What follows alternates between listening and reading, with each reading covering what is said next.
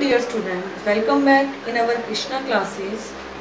We discussed about chapter number 16 of class 6, garbage in, garbage out. In our previous class, we discussed about how we will manage the wastage, solid waste like उनसे निकला हुआ जो भी waste है, तो हमने उसमें methods किए थे लैंडफिल, कंपोस्ट पिट एंड आज हम नेक्स्ट टॉपिक की बात करते हैं दैट इज़ वर्मी कंपोस्टिंग। जिस तरह से कंपोस्टिंग में हमने रीड आउट किया था कि सॉलिड वेस्ट का मैन्यूर में जो कन्वर्जन है that is composting. Compost word क्या था कि जो मैन्यूर प्रोड्यूस हुई है, जनरेट हुई है आफ्टर कंपोस्टिंग के, तो वो क्या हुई आपकी कंपोस्ट हुई। तो उसी तरह से वर्मी कंपोस्टिंग भी क्या एक मेथड है जिससे हम वेस्ट का क्या कर सकते हैं, मैनेज कर सकते हैं। The method of preparing, method prepare करने का किस चीज़ को, कंपोस्ट को, लेकिन वो भी किसकी हेल्प से, अर्थवॉर्म्स यानी कि केंचुए की हेल्प से जो कंपोस्ट प्रिपेयर की जाती है। अब कंपोस्ट क्या था, मैन्यूर मिलना आफ्टर कंपोस्टिंग, मैन्यूर जो हम यूज़ करते हैं क्रॉप्स के अंदर, तो अर्थवॉर्म की हेल्प से जो कंपोस्ट प्रिपेयर की जाती है दैट इज वर्मी कंपोस्टिंग। ये तो मेथड हो गई कि किस तरह से सॉलिड वेस्ट को मैनेज कर सकते हैं। अब हम नेक्स्ट टॉपिक की बात करते हैं कि जो भी वेस्ट जनरेट हुआ है, उत्पन्न हुआ है, प्रोड्यूस हुआ है, उसको किस तरह से कम किया जा सकता है, क्योंकि उसको कम करना भी तो हमारे हाथ में ही है। ठीक है, जितना हम उसका वेस्टेज, मतलब किसी भी चीज़ का वेस्टेज कम करेंगे या उसको फेंकेंगे नहीं इधर उधर, ठीक है, उसको डिस्पोज कर देंगे। तो प्रैक्टिसिंग द 3 Rs, RS का मतलब है रिड्यूस, रीयूज एंड रिसाइकलिंग। अब ये 3 जो टर्म्स है हमारी, रिड्यूस है, रीयूज एंड रिसाइकलिंग क्या है, इसके बारे में डिस्कस करते हैं।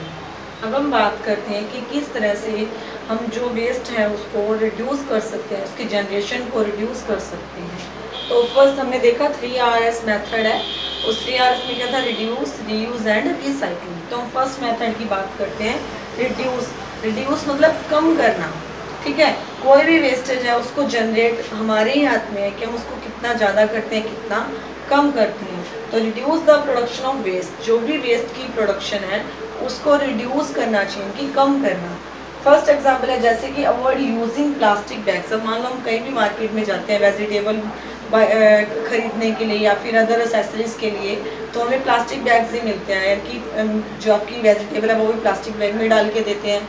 अदर जो मटेरियल्स अगर आप बाय करना चाहते हो उसके लिए भी क्या करते हो, जो शॉपकीपर है वो आपको क्या करता है, प्लास्टिक बैग में ही डाल के देता है। तो हमें अवॉइड करना चाहिए प्लास्टिक बैग को, यानी कि उसको यूज़ नहीं करना चाहिए, उसकी मनाही करनी चाहिए।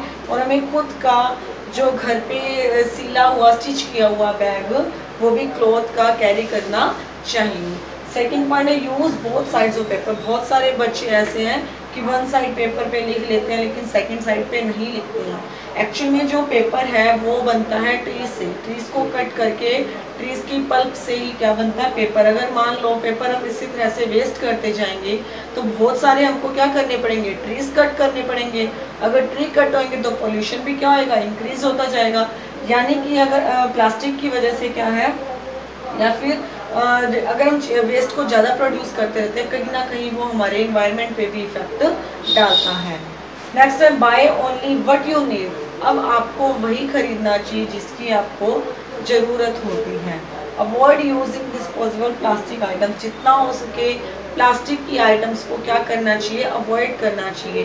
क्यों, क्योंकि प्लास्टिक क्या है, नॉन बायोडिग्रेडेबल है, ये बायोडिग्रेडेबल नहीं है, ये ब्रेक डाउन नहीं होता है माइक्रो ऑर्गेनिज्म की हेल्प से। ठीक है, जिससे कहीं ना कहीं हमारे इन्वायरमेंट को भी क्या करता है, पोल्यूट करता है। अगर हम प्लास्टिक को बर्न करते हैं तो डिफरेंट टाइप की गैसेस, जो हार्मफुल गैसेस है वो रिलीज होती है, जिससे हमारे जो इन्वायरमेंट है वो क्या होता है, पोल्यूट होता है।